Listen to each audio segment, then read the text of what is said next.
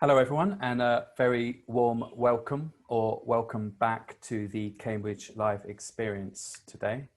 My name is Stuart Vinney, and while Anne is speaking to you all today, I'll be in the background gathering any questions that you have for Anne at the end of the session, and I'll make sure at the end of the session that I try and get as many of those questions across to Anne. Is that all right with you, Anne? It is indeed. Yes. Okay, so let me, before I hand over to Anne, then just give you a quick introduction about Anne, those of you who perhaps aren't familiar with Anne. Anne Robinson is a seminar presenter and a seminar team trainer for Cambridge Assessment English, and it says here, a very active teacher trainer. She's also an author for Cambridge University Press, recently including Fun Skills, Fun for Starters, Movers and Flyers, and the Exam Booster for Advanced. And since March 2020, Anne's been supporting teachers with numerous webinars and articles, including a few which I've been involved with Anne, and in writing content for digital resources, including the A2 Exam Lift app from Cambridge Assessment English and the Kahoots for Young Learners from Cambridge Assessment English.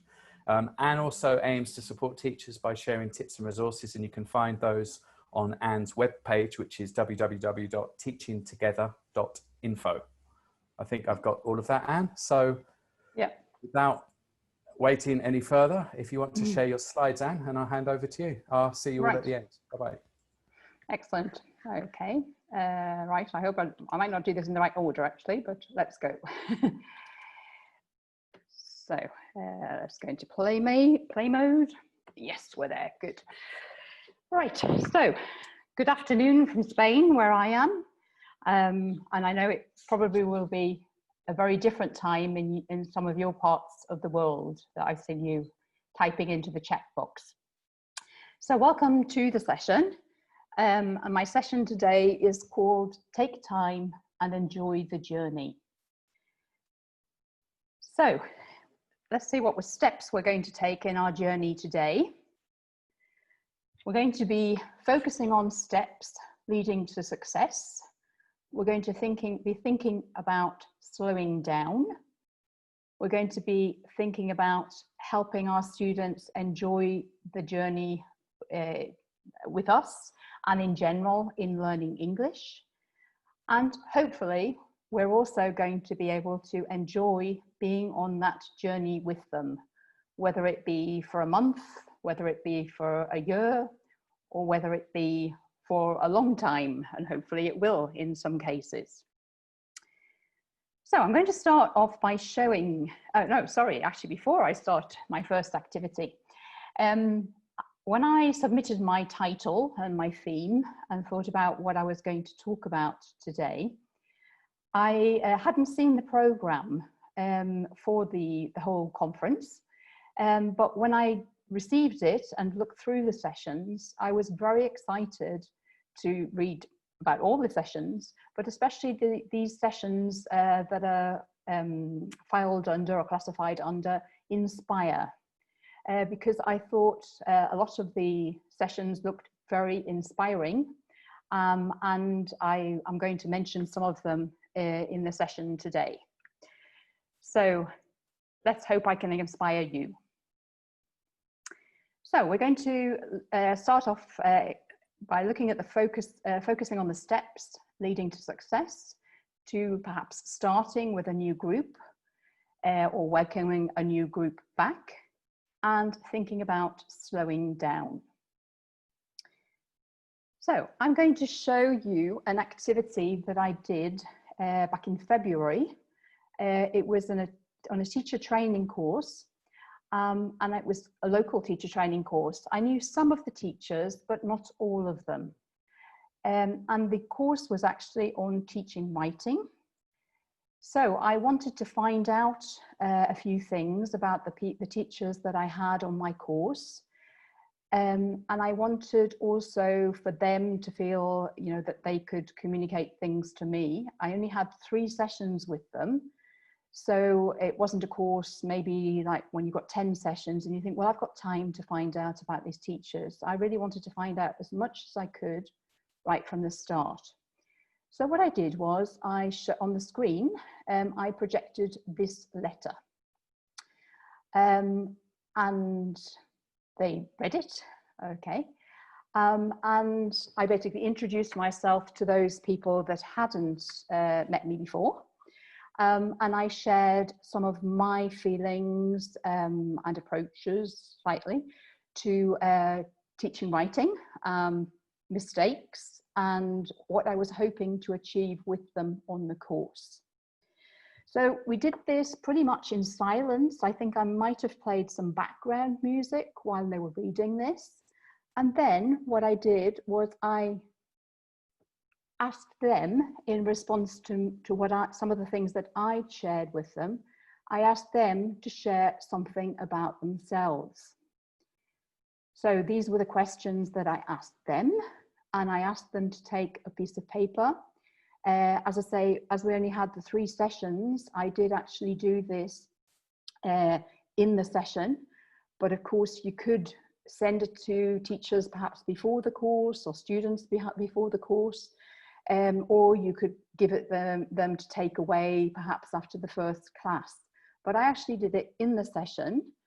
And then, of course, what I did was I took the teachers' letters back to me home, and I looked at them and I found out about the people I had on my course.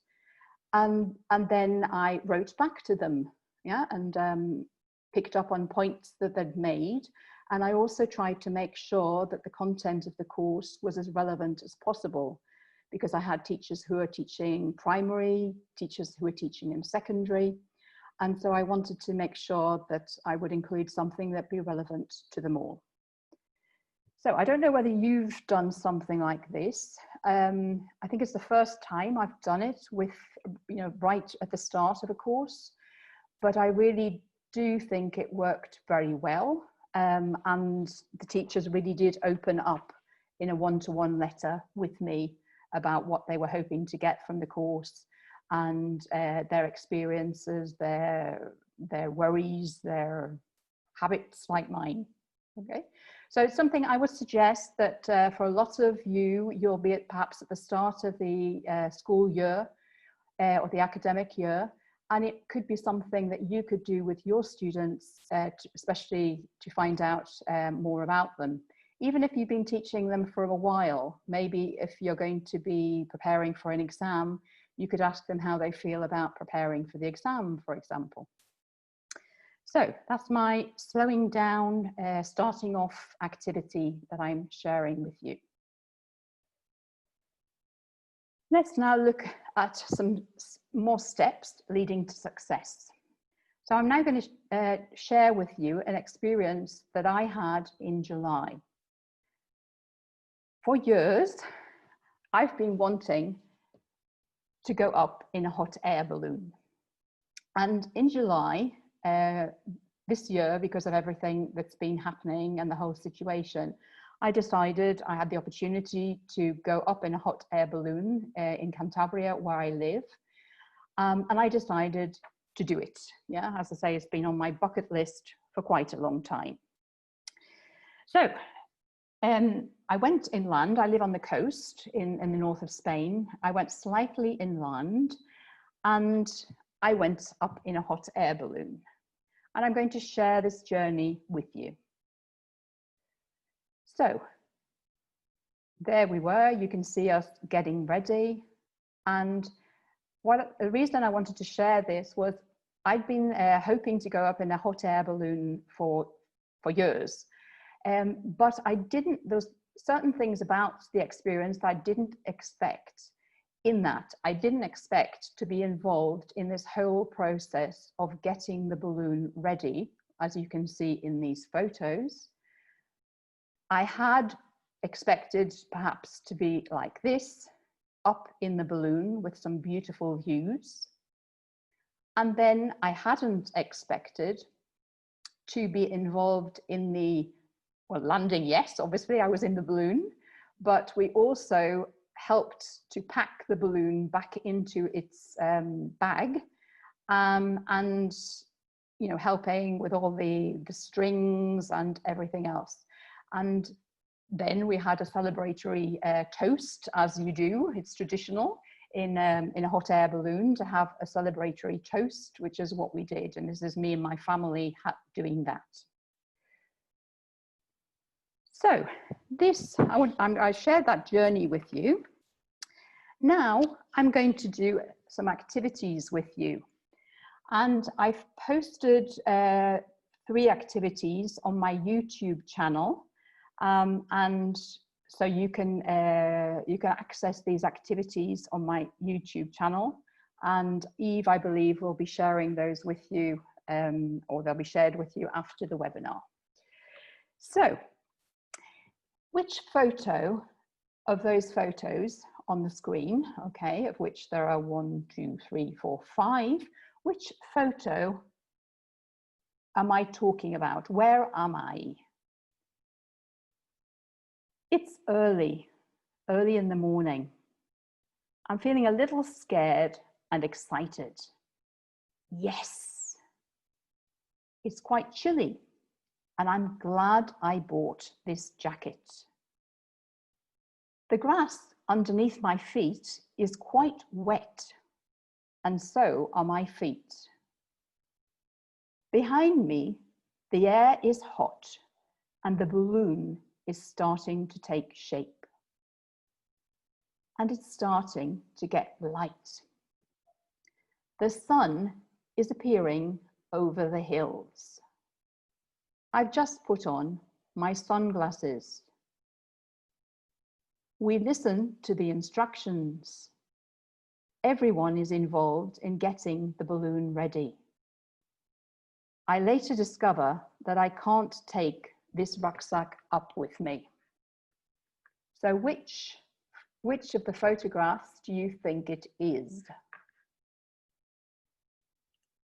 And I'm trying to get your chat here. No, I'm not, don't want that. Right, yes, I've got the chat, I think, yes.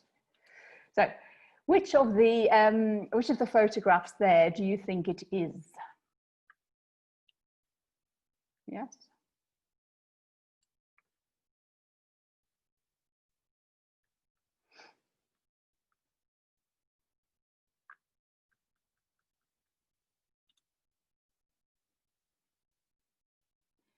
Yes, I've got some lovely descriptions there in the middle, bottom, arms open, pink trousers, and yeah, it's a light grey coat, okay? Right. Yes, okay. And did you notice how I described the picture? Did I describe it by saying, this is a photo of me standing in front of a balloon, and my arms are stretched out, and I'm looking at the camera? Okay, so how I did describe it was me, okay? It was me describing it. It was me in the photograph rather than me looking at the photograph.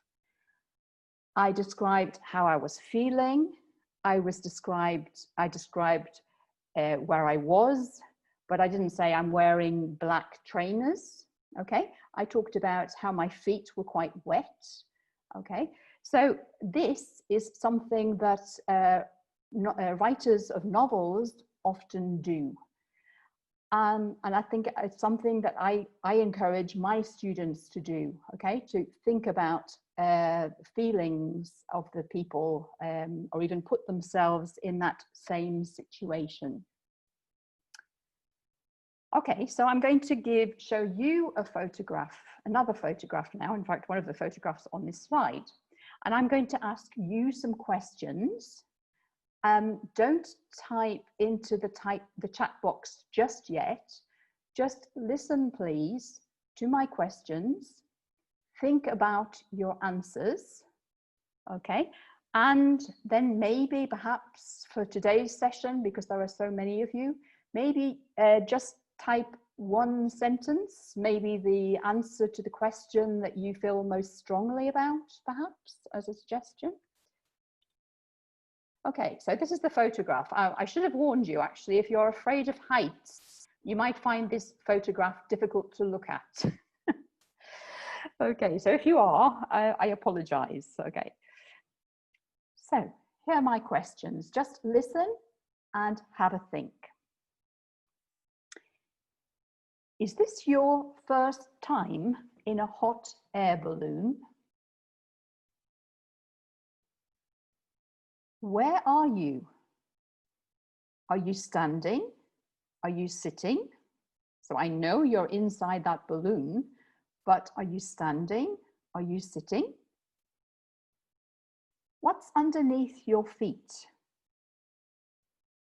Does it feel soft or hard? Are you comfortable? How are you feeling?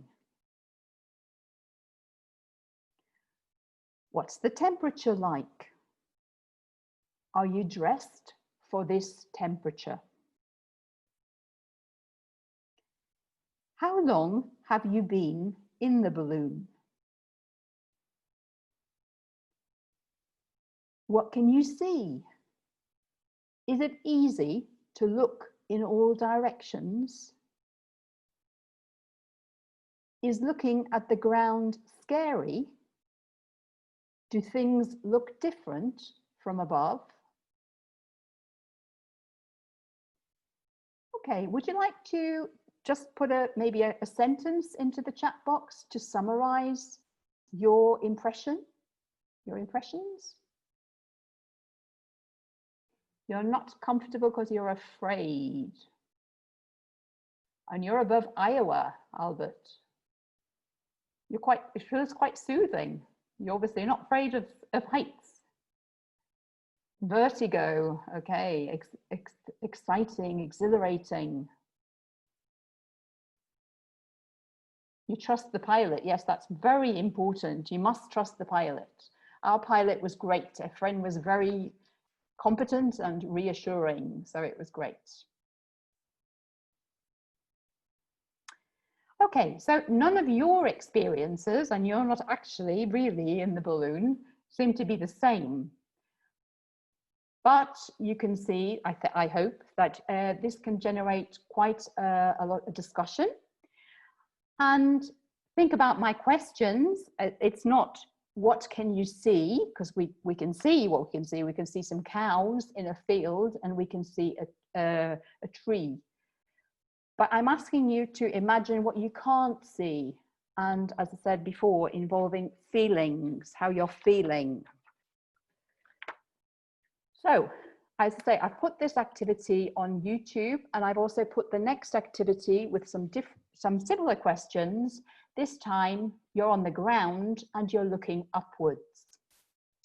And that is Ikaroglobos, who's the people that organized my balloon flight. So I'm getting you to feel the situation rather than just describe what you can see. So this is called something called show, don't tell. And it's something that writers use a lot. Okay, and these are the questions for the balloon on the ground looking up. Okay, so good writers, or good speakers also, don't say it was raining. They make us understand that it's raining. Okay, something like this. Water splashed up from the car wheels as they drove by. My trouser bottoms were covered in mud. My heavy boots sank into the grass. My hair was soaked from all the drops falling from the trees. So it wasn't just raining, it had obviously been raining, and probably was raining very hard and had been raining for a while. Okay, so encourage your students to show through their description of things that happen as a result, for example, of rain, and not just say it was raining, okay, but get them to think about how can you show it was raining without saying it was raining, okay? And I think this will make their speaking and their writing a lot more imaginative, and I hope you agree. So, shared experiences. So one of the main benefits, because there have been some benefits of lockdown, I think, has been the amazing experience of sharing experiences. Even though you're not in the same room or in the same country, or perhaps you can't meet up with other people.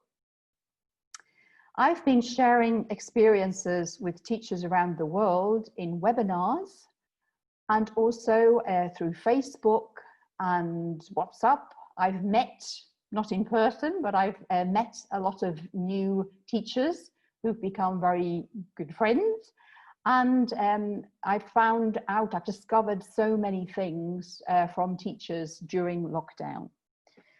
I wanted to share an experience that wasn't my experience, but was a teacher in Portugal who's, you can see her photograph here, Elsa, who is a very good friend. Now, she was involved in a project to try out one of the compact class projects for, in this case, B1. So on the World of Better Learning, you can read about this project, and you can also download the PDF documents for these projects. Okay, so I just wanted to share with Elsa's permission and her students, I'm just going to share Elsa's Listicle project. So the project has 3 stages. First of all, a planning stage, where students are shown a model, an example, Listicle, and they do some language work. Then they research and develop their own Listicle. And finally, they present their Listicle and share it with their classmates in this case. And in this case, with their permission, I'm also going to share it with you. So in the notes for this project, or projects in general, it suggested that the teachers can choose to spread the project over several lessons, or they can carry it out more intensively over 1 or 2 lessons if they wish. And it was interesting to see that Elsa took a lot more than 1 or 2 lessons.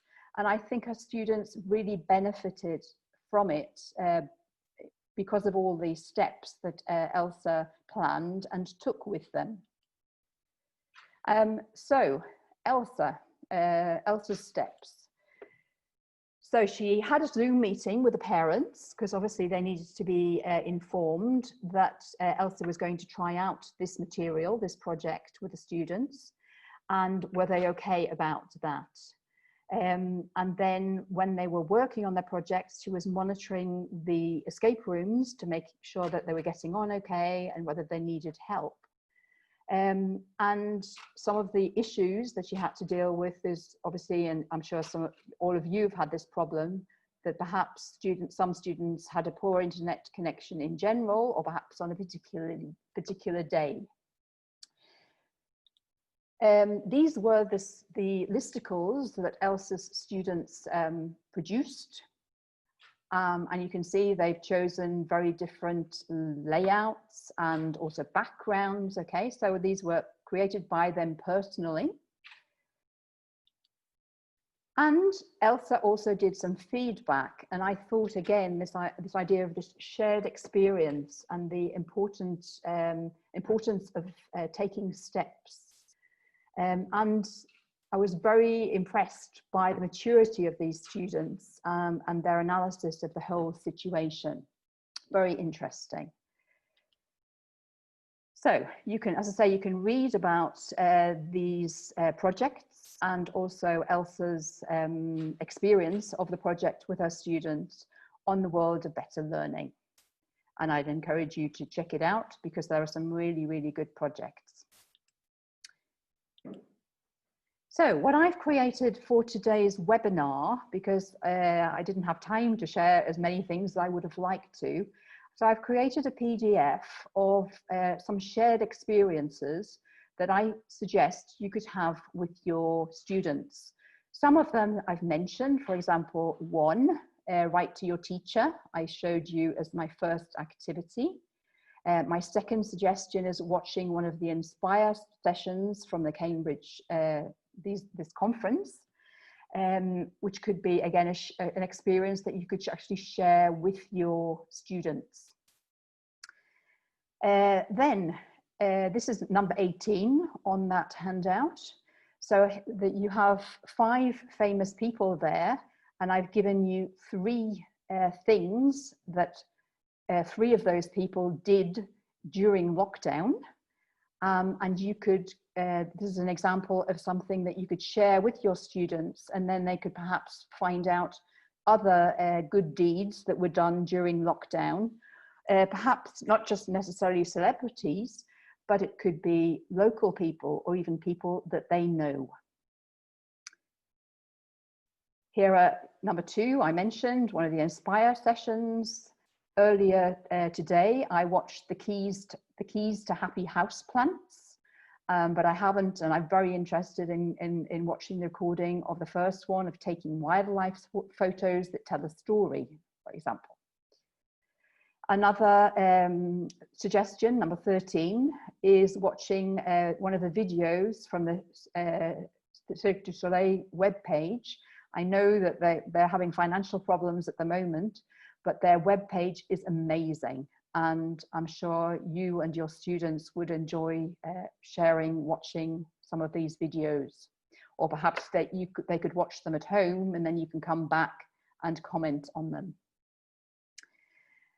Signing up to do a course together, for example, Future Learn. I'm at the moment doing a course called Mental Skills Training for Sport and Health.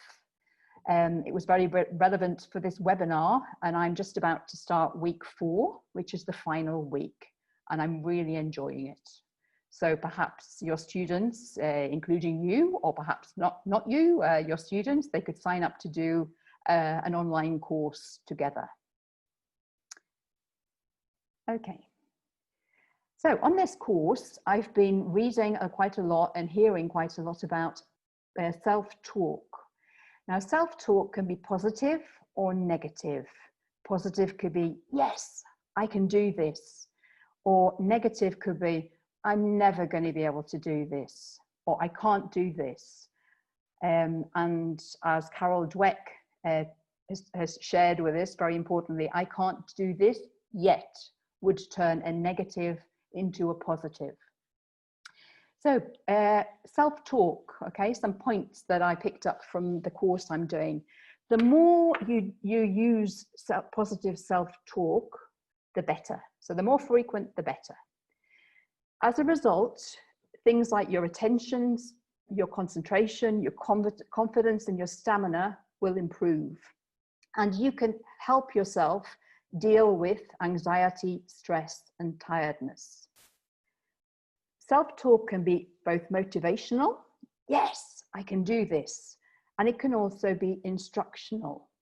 So first I have to, and then the next thing I should do is, okay? So built around positive self-talk, I would suggest, for example, if you've got a group of B2 students, here's some B2 grammar, sentence starts. So you could get your students to practice their B2 language and also to create some positive self-talk statements.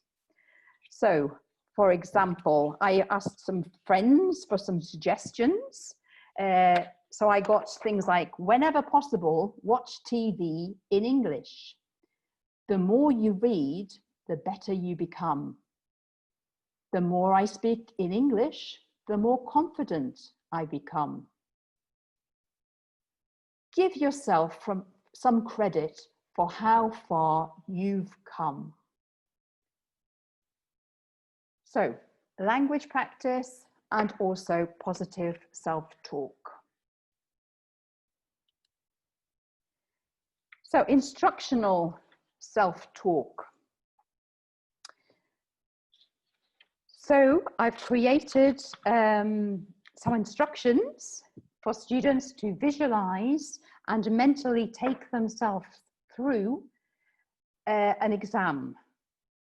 So let's imagine you're going to take a Cambridge exam. This could be A2 Key, B2 First, C2 Proficiency, and you're getting ready, you're working towards the big day, the exam day. So what I'm going to do, okay, I would like you to take your hands off the keyboard, if possible. I know you're very active here in the chat box, but I'll let you come back into the chat box. So can you take your hands off the keyboard? And I'm going to give you a visualization of exam day. So you're not where you are now. You are in the exam room. You're sitting down at the table where you'll be doing the exam. You arrived on time. You remembered your ID, your clear bottle of water. You have everything you need. You didn't bring your mobile phone with you or your digital watch. Look at the front of the room. There is a large clock, so you can check the time there. The examiner puts your answer sheet or booklet on the desk. You check your name. It's correct. So you take your pen or pencil and you sign your name. The examiner puts your question paper onto your desk. You listen to the invigilator's instructions and read through the instructions on the front of the question paper, but you don't open it yet. The supervisor tells you to start. You open the reading and use of English question paper. You pick up your pencil. Oh no, wait. You remember that you should read the text through first before you start writing any answers. So you put down your pencil and you read the first text from start to finish. And then you do this throughout the whole paper. You transfer your answers to the answer sheet at the end of every part, just in case you run out of time. You finished the test. You've checked your answers. You've answered all the questions, even that one that you weren't 100% sure about. The supervisor tells everyone to stop writing. The invigilators collect your papers. You stand up and leave the room, and you feel great. Give yourself a hug. Give yourself a pat on the back. Give yourself a high five.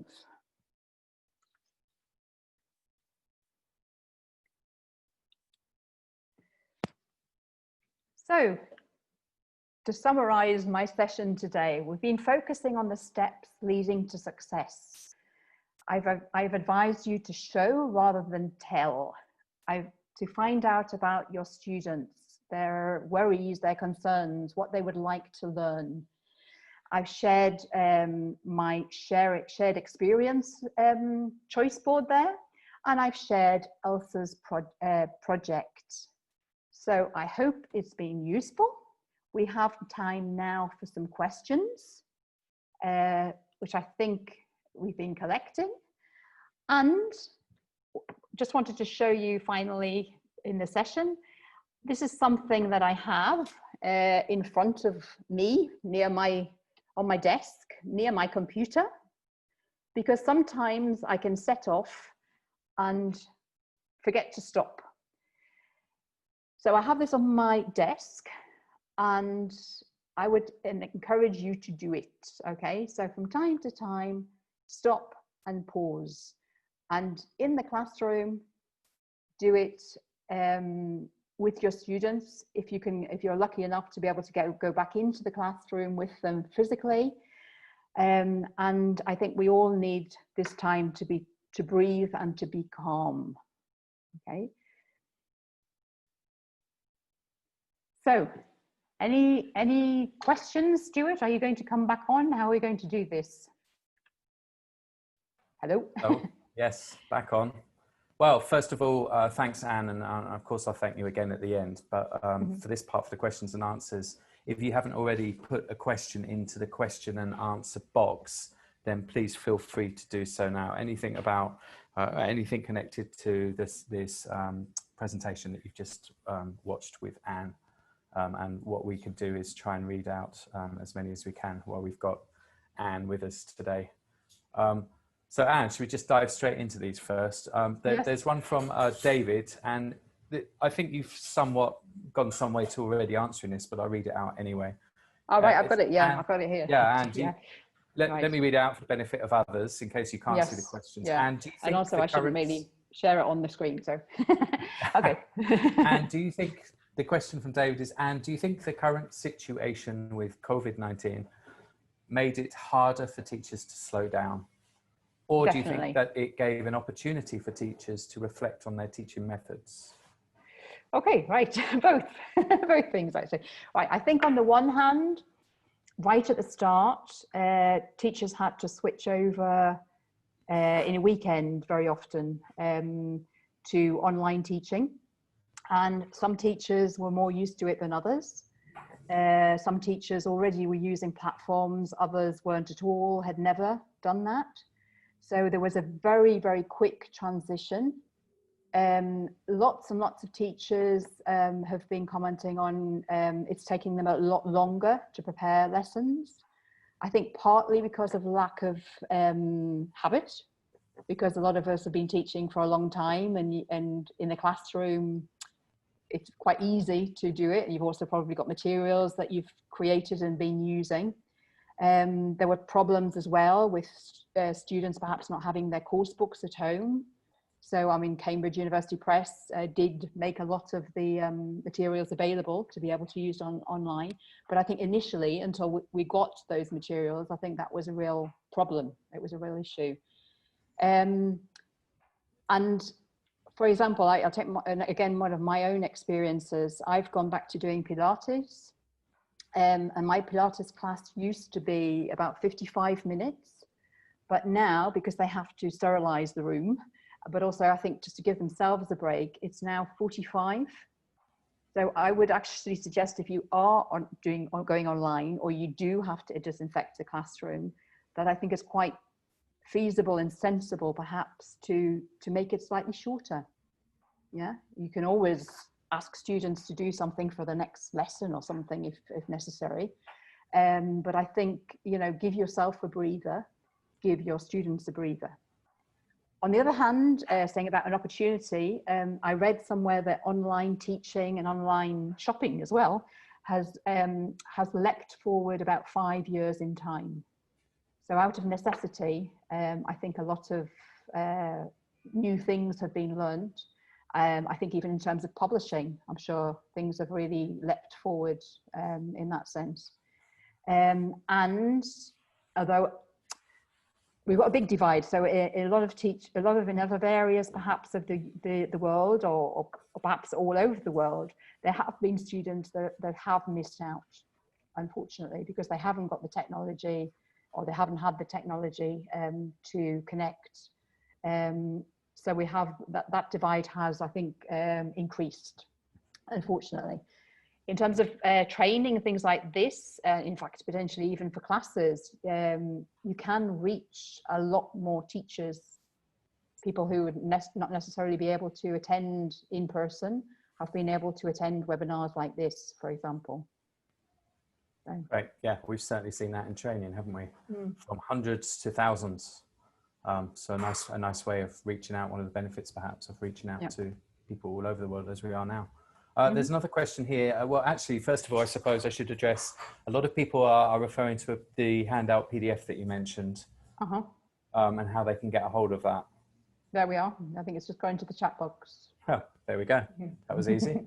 Okay. Another question. This is from Imna, I think I got that right. And she's saying, do you think it's applicable for, I guess she means, do you think the ideas in your session are applicable to individual lessons? I think she's probably meaning what we call one-to-one classes. Oh, yeah. Those teachers who are in those situations, whether online or offline.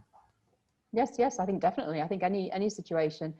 And I mean, the activities I've shared are probably B1, B2, but I do a lot with, young learners as well. I think I did a webinar once with a park, getting them to imagine the park and then seeing the pictures from Fun for Starters and comparing it with a park that they had envisaged. So I think it's suitable for all ages, and big classes and small classes, definitely. Yeah, and perhaps just not as dynamic with one person as it might be with a group of 20 or 30, but it certainly can still be done, can't it, I think.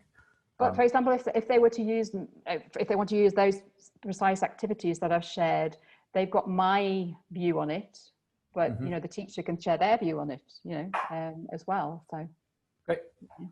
Okay, sorry, I'm just rushing us along here. We've got loads of questions have suddenly come in. That's our fault for asking. Well, this is an interesting one. Could you give, say, the top 3 concerns of your students or parents at the moment, I suppose?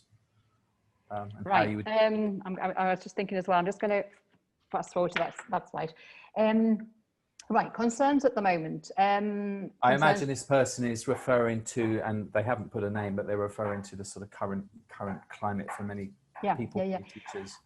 I think what you're seeing, because I know on a personal level, friends and friends who've got schools as well. I think you've got parents who really want their children to go back to school. Really, really want them to be with other students and back in the classroom. But you've also got those same parents are very worried about the virus and infection. So you've got some parents. I know some parents who are not sending their children back to even main school because of that. In one case that I know, it's actually because there is a serious health issue potentially. But even if students haven't got particular concerns about their students' vulnerability, they are still quite wary and perhaps concerned about them going back to the classroom. Yeah. And then you've got teachers who are thinking, how am I going to manage this social distancing? How are you going to manage it? And here where I am, unfortunately, the local authorities have been very, very, very late in giving, instructions and how things should be organized. So schools have been, they had to leave everything. They had to submit a plan of how they were going to do it. That had to be approved. So, and then again, parents have been saying, we haven't heard anything from the school, but it was a knock-on effect of the schools not receiving, the information in time from the authorities. So I think lack of information, I think as always, if you've got clear instructions, clear information, you can deal with it no matter what it is. But if you don't have that, I think that's the worry. Okay, I think we got one more here, and perhaps going back to the I suppose the more language side of things, we could say. I love the idea of showing, not telling. This is from Monica in Spain, actually. I love the idea of showing, not telling, but how do we cope with the lack of vocabulary of our students when they're writing? Okay, so you mean, in general. Okay, right. And you've got, just to remind you, you've got about 30 seconds for this one. Okay, so if a student really wants to say something, that is the perfect opportunity, teaching moment. Yeah, I want to say this and I don't know the word. So teaching moment, this is how you say that. Or a real life exam, I don't know how to say it. So I won't say it, or I'll say it a different way. Yeah. So paraphrasing, thinking about what you can say with the language that you have. And giving them the tools to help them paraphrase. But it's a perfect language teaching moment if they haven't got it. Okay, well, we've hit 1/4 to the hour. Right. So all that's left, Anne, is to say thanks so much for your session today. I've been with you on many sessions, as we both know. This has been great to see you do another one. It's been a while, I think, for us too. I really enjoyed the letter to the students and your balloon trip pictures. I think everybody enjoyed those. It brightened up my living room. It probably brightened up everybody else's. And I recommend the experience, I really do. If you haven't done it. Lots of positive reaction to your Listicle projects, the Elsa's steps. And as you know, I worked with Elsa on that, so I have been sharing the link to those projects. You can all find those projects through the links that were shared earlier in the chat box. That's a siren going past my house. Yeah, it's not me, it's Madrid. They've come for me, the time is up, okay. And of course, the Instructional Self-Talk, all very positive, and Carol Dweck and her growth mindset ideas towards the end there. So thanks to you, Anne, thanks to our Cambridge team who've been supporting all. And thanks to all of you for attending this Cambridge Live experience with Anne Robinson. I hope you found it productive, useful, and apologies to the questions we couldn't reach. It's always an impossible task with so many people attending, but I hope. Yeah, but they're welcome to email me, Stuart. You've got an email on the screen, yeah. So Anne is going to receive 5,768 emails, or whatever the number is today, when she's finished. So good luck with those, Anne. Okay. Okay. So any goodbye, questions, everyone. I'll throw them back to you. Yeah, I'm sure. Okay. Goodbye, Bye, everybody. everyone. Thanks Stay again. well. Have a good year. Bye.